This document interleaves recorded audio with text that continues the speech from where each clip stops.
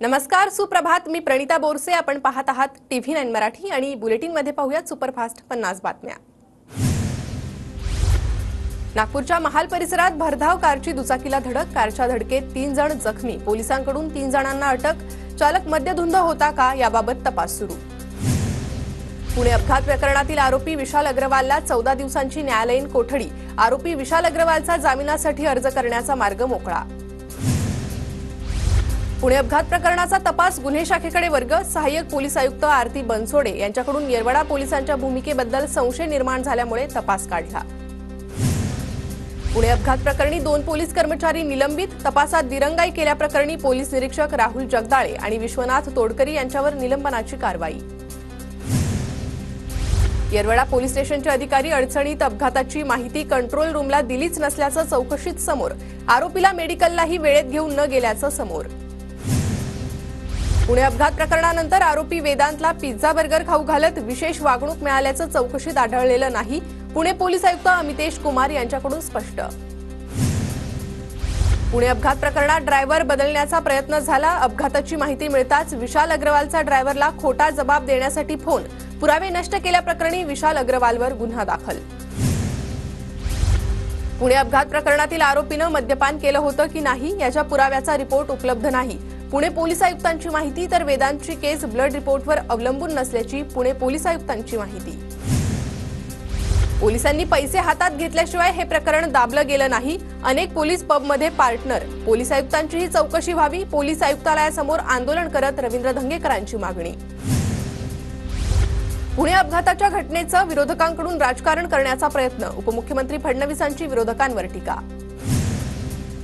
धंगेकरांनी Pune police आयुक्तांवर पैसे घेतल्याचे आरोप केलेत, पण त्याचे पुरावे दिले नाही. आरोप करण्यापेक्षा पुरावे द्या. अजित पवारांचा धंगेकरांना सल्ला.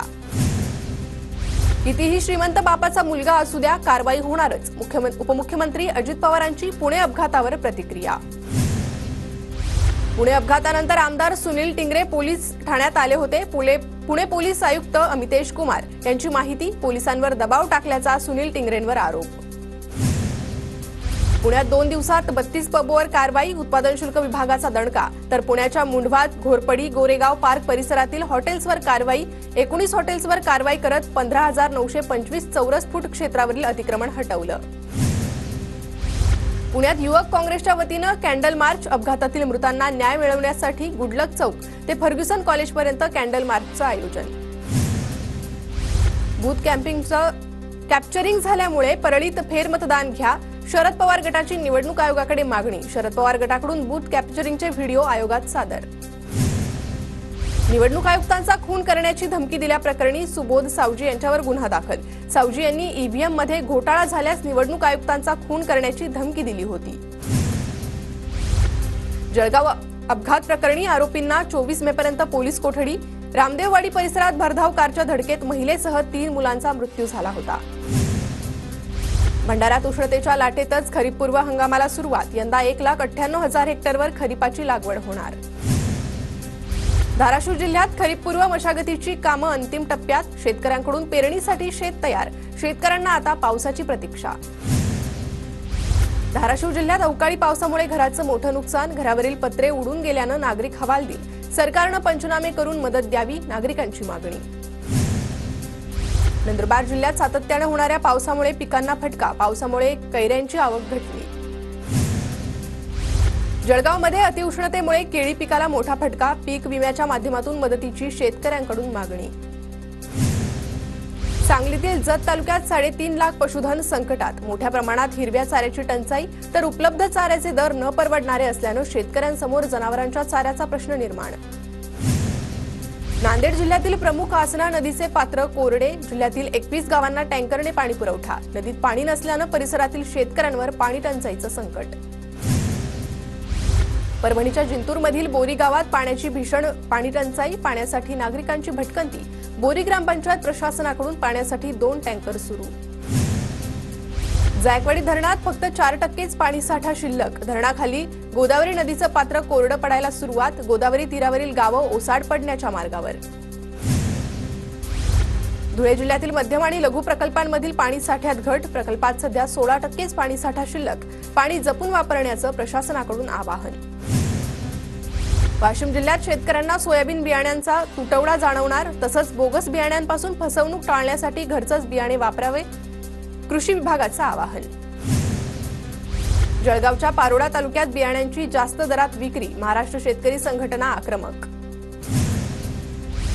आधुनिक तंत्रज्ञानामुळे नंदुरबारमध्ये बैलांची खरेदी विक्री होत नसल्यानं बैल बाजार बंद, शेतकऱ्यांकडून गुजरात आणि मध्य प्रदेश राज्यात बैलांची खरेदी विक्री सुरू.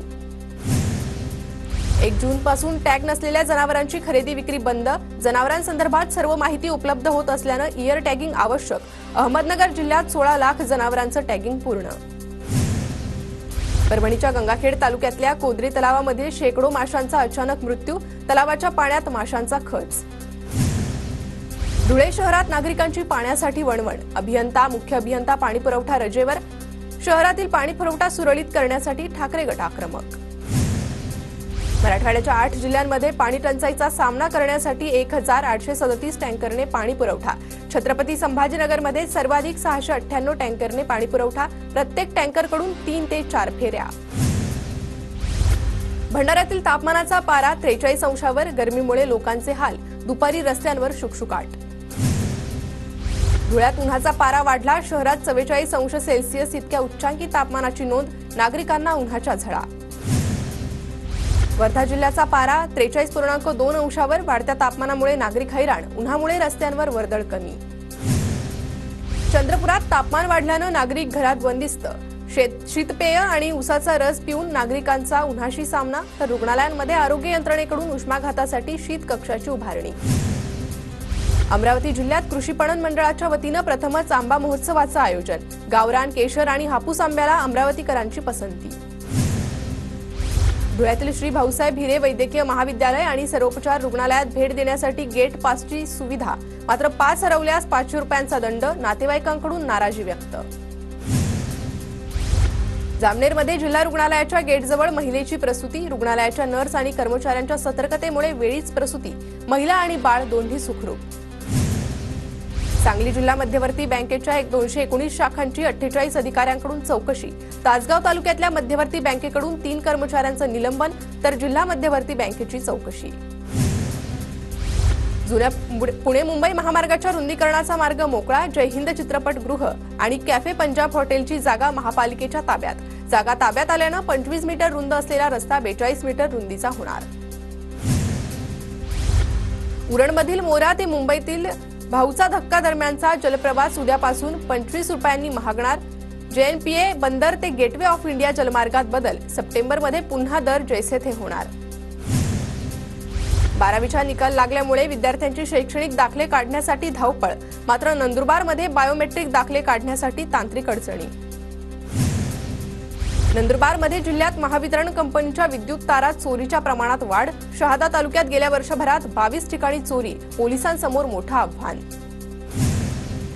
कोल्हापूर शहर वाहतूक नियंत्रण शाखेचा दुचाकीस्वारांना दणका, सायलेन्सर बदलून मोठ्या आवाजाचे सायलेन्सर वापरणाऱ्यांवर कारवाई, 1,32,000 रुपयांचा दंड वसूल. नाशिकच्या पाथर्डी फाटा परिसरात पुन्हा बिबट्याची दहशत, मानवी वस्तीत एकाच वेळी 3 बिबट्यांचा मुक्त संचार, स्थानिकांमध्ये भीतीचं वातावरण. भंडाऱ्याच्या मोहाडीमधील प्रसिद्ध चौंडेश्वरी मंदिराच्या गाभाऱ्यात एसीची सुविधा, उकाड्यापासून त्रस्त भाविकांना गारेगार वातावरणात दर्शनाचा लाभ.